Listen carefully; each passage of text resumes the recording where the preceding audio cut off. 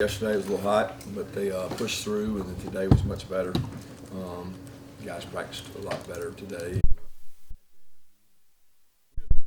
Periods worked against each other about 50% of the practice, and then against Murray State the other 50%. So it was good tempo.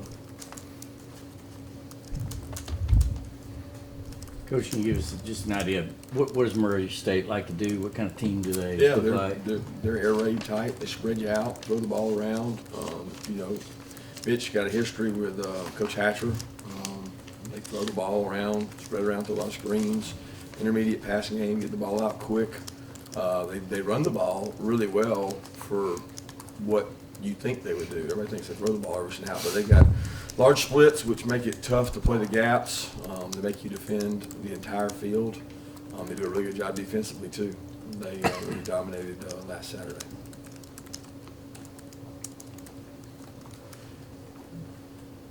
Kirby, a lot of guys yesterday were talking about playing to the Georgia standard and things like that. For you, what does that mean to you, and what is it like getting guys to buy into that concept of always playing against that as well as playing to the scoreboard? Yeah, we talk about being relentless competitors, playing with toughness, effort, never watching the scoreboard, and you play to that standard, and the rest kind of takes care of itself. And I think when you worry about results, like so many people in our society do, it makes it tough to ever be happy. So we don't concern ourselves with the results. We try to focus on what exactly it is that we want to achieve, which is unbelievable effort, toughness, and resiliency and relentless effort. And we just keep saying the same words over and over so the kids understand that's what matters. And if you do that, you'll usually get good results. Kirby Smart had a good number of tackles for losses last week against obviously a different level of opponent. How can they give you trouble in that regard? Well, they're quick. They do a lot of movements up front. They plug guys. They move quick, athletic. They can create some problems with their movements if you're not prepared for them. Is Clay Webb out there or? No, Clay Webb's not out there. He's sick right now. He's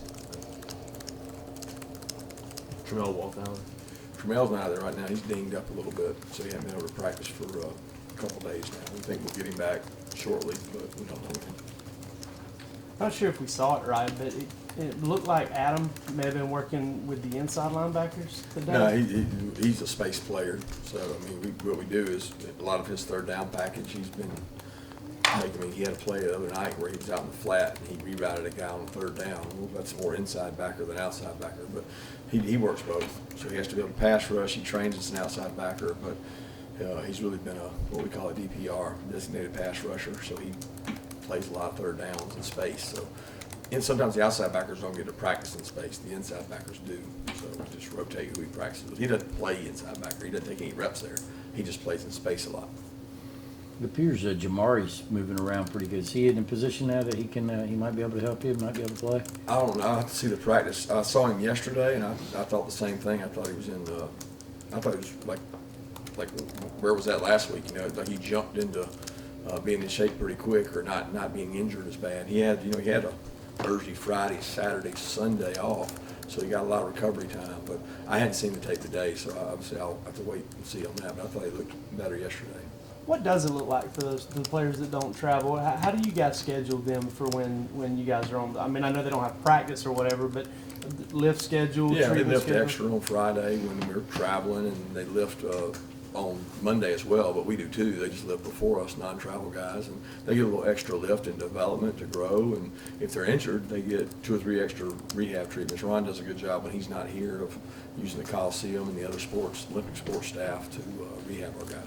Do you have to spend much time managing that? Because, I mean, obviously all these guys want to travel, and that was a tough one, that person with just 70. Or did they just understand, hey, man, you're either on the bus or you're not? I mean, there's nothing to talk about. You know what I mean?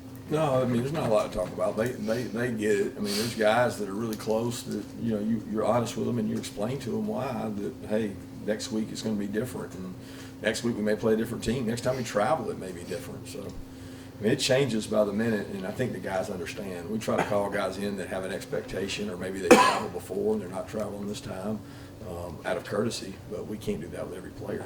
Between getting those extra lifts, the extra runs, and button heads with the starters on a scout team, how how big of a benefit can that be to those guys getting that extra work and doing it? Yeah, I think look at a guy like Fitz.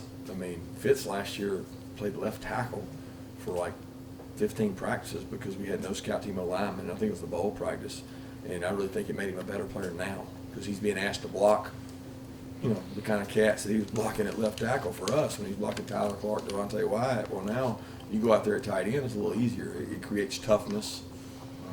You know, I think Isaiah Wilson his first year, for the first 2 or 3 weeks, we didn't send him to the scout team. And then when we realized he might not play, with Isaiah Wynn and Andrew playing, if we sent him down there, he got a lot better faster. So you get a lot of development down there. Sometimes kids don't understand it, but there's a greater means to the end. And we really, really, really harp on scout team. Our coaches will tell you that I'm relentless about how many reps this guy gets, this guy gets, this guy gets. I mean, Mikael Carter, Julian Rochester, they go get reps on scout team. There's nobody that's too good for that because it's part of your development.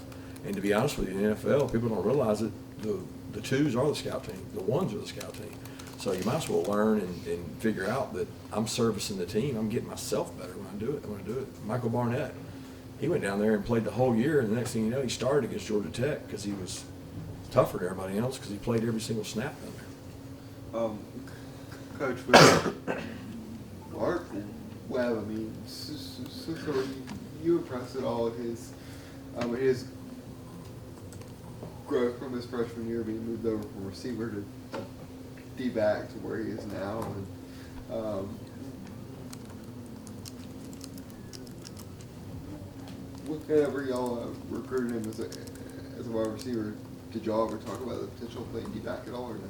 No, we never discussed it. And to be honest with you, he came in, he was a really good wideout. He made a couple plays, and we were like, man, we got a good wide receiver here. And we were so deep at the time. I mean, we were looking at Terry, Miko, Crump. I mean, there was just so many guys, and they were going to be there for at least, you know, at that time, 2 more years. And we just felt like that Mark could be one of our best 11 defensive backs. And we knew the transition would take a while, and didn't know if he'd be a corner or a safety or what he'd be, but he's grown into a really good star in money. And he's really physical, he's really aggressive, he's tough. Mark's fun to coach. Mark loves football. He's very coachable, so he's been a blessing for us. What are some of the ways that Quay Walker's grown, and what's he kind of still need to do in your eyes? Quay's come a long way, but Quay still has a long way to go. So it's it's interesting to watch because this is a kid that, you know, he played out in space. He played like an outside backer in high school. And when you go inside, it changes your world. Because you go from seeing one thing to seeing everything. You got 5 linemen in front of you, and things are going sideways. And you know, he struggled some last year. He got frustrated. And then this year, it's amazing how far he's come with understanding our defense and being able to pick things up. He's a really good blitzer. Sky's the limit for him because he's athletic and big, and he's come so far. But he has to decide that he wants to be great and work really hard every day to put himself in a special category. Quay played a good bit of snaps on Saturday. What did you think of his performance in that game specifically? Quay did some good things. I mean, he played well. He's going to continue to play, and we need more guys. You know, we need Nate McBride. We need N'Kobe well. We need guys to help us in that position because that's where speed and athleticism really matters on these teams that throw it all around and spread it all around. You got to have athletic backers. And we got some good athletes who've just been dinged up. How comparable are Dominic Blaylock and Kyrus Jackson's skill set, and how might Dom be able to sort of fill that role now that Kyrus is going to miss some time?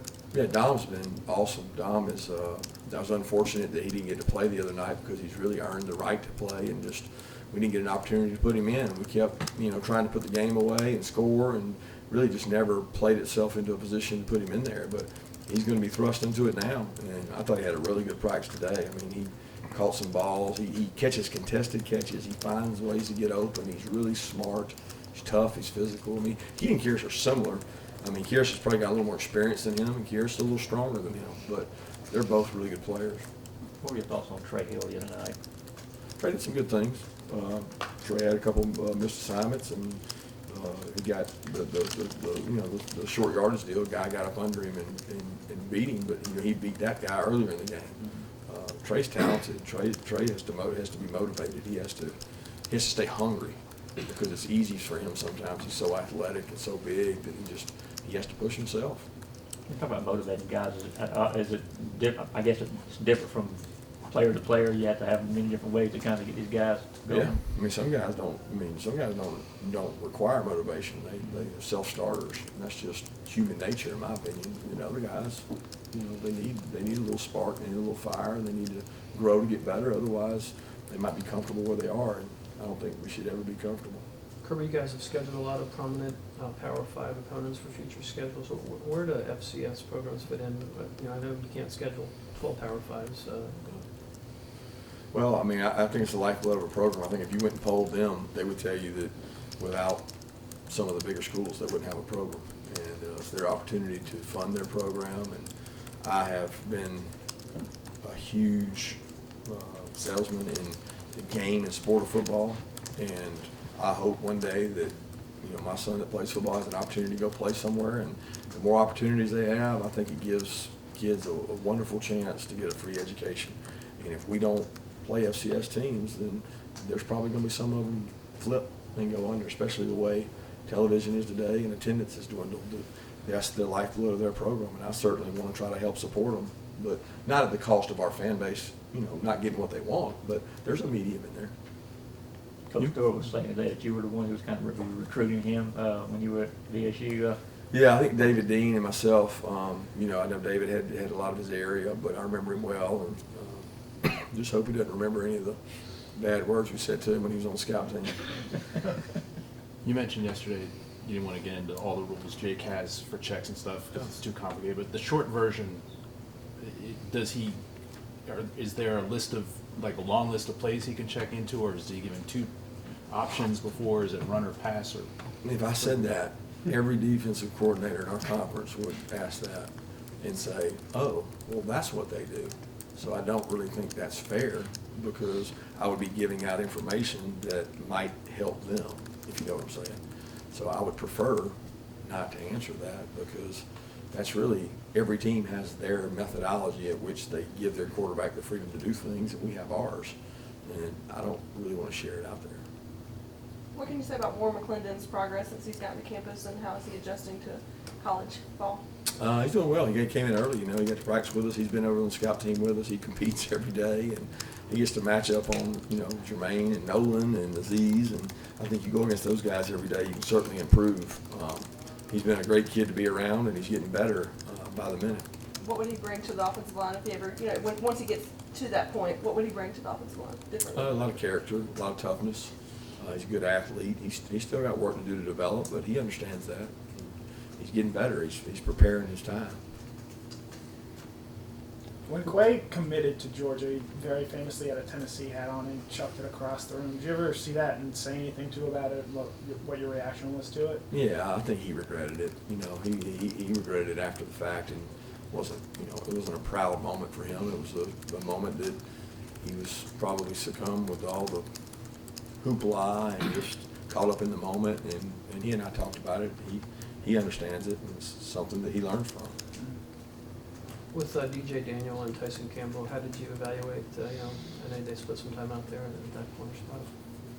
As far as how do we evaluate them? Yeah, I mean, Yeah, neither one of them got tested much. I mean, they didn't get a lot of balls thrown their way. They didn't get a lot of opportunities. So they executed, tackled well. DJ had a good tackle. Tyson had one good tackle and had one poor one. And, same thing for Stokes. I mean, that battle's going to go on.